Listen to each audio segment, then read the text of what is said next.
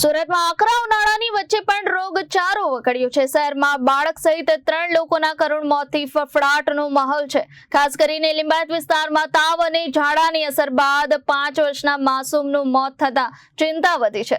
Civil હોસ્પિટલમાં દર્દીઓની લાંબી કતારો જોવા મળી રહી છે, જ્યારે ખાનગી હોસ્પિટલોમાં પણ દર્દીઓનો ભારે વધારો નોંધાયો છે।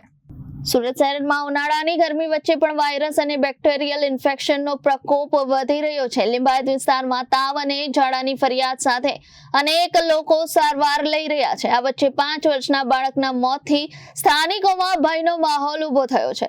સિવિલ હોસ્પિટલમાં રોજબરોજ મોટી સંખ્યામાં દર્દીઓ સારવાર માટે આવી રહ્યા છે, જેના કારણે ઓપીડી વિભાગમાં લાંબી કતારો લાગી રહી છે। ડોક્ટરો મુજબ તાવ, ડાયરિયા અને ડિહાઇડ્રેશનના કેસોમાં નોંધપાત્ર વધારો થયો છે।